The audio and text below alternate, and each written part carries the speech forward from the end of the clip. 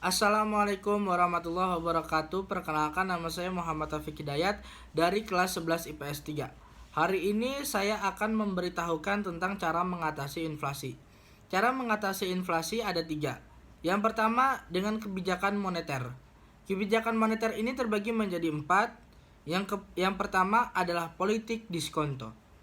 Dalam politik diskonto, pemerintah dalam hal ini Bank Indonesia selaku Bank Sentral Indonesia dapat melakukan kebijakan menaikkan atau menurunkan suku bunga.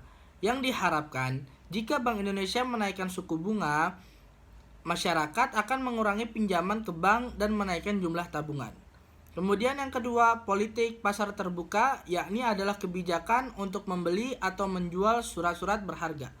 Kemudian yang ketiga, pengawasan kredit secara selektif atau bisa disebut juga dengan pemberian kredit secara ketat, yang artinya Bank Indonesia akan membuat kebijakan agar bank-bank lain memberikan kredit secara ketat supaya bertujuan agar masyarakat tidak menggunakan kredit secara berlebihan. Kemudian yang keempat adalah politik persediaan kas, yaitu politik menaikkan atau menurunkan cadangan kas dari bank. Jadi, jika cadangan kasnya dinaikkan dalam jumlah tertentu, otomatis jumlah yang mereka bisa salurkan ke kredit jadi berkurang. Karena kembali lagi, jika uang yang beredar semakin banyak, maka bisa menimbulkan inflasi karena nilai mata uangnya menjadi turun. Kemudian cara yang kedua adalah kebijakan fiskal.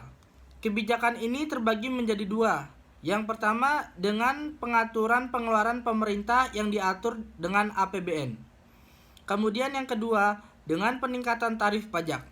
Jadi, pemerintah bisa menaikkan tarif pajak jika seandainya terjadi sebuah inflasi. Dengan tujuan, jika pajak semakin meningkat, maka uang yang ada di masyarakat yang peredarannya tinggi bisa berkurang. Kemudian, cara yang ketiga adalah kebijakan non-moneter. Kebijakan non-moneter ini terbagi menjadi 3. Yang pertama, pemerintah melakukan peningkatan produksi. Jadi, dapat diambil kebijakan supaya masyarakat melakukan peningkatan produksi. Yang kedua, kebijakan upah. Dan yang ketiga, pengawasan harga. Jadi, dengan cara 3 ini, pemerintah bisa mencegah supaya tidak terjadinya inflasi. Mungkin sekian yang bisa saya sampaikan, kurang lebihnya mohon maaf. Wabillahi taufiq wal hidayah. Wassalamualaikum warahmatullahi wabarakatuh.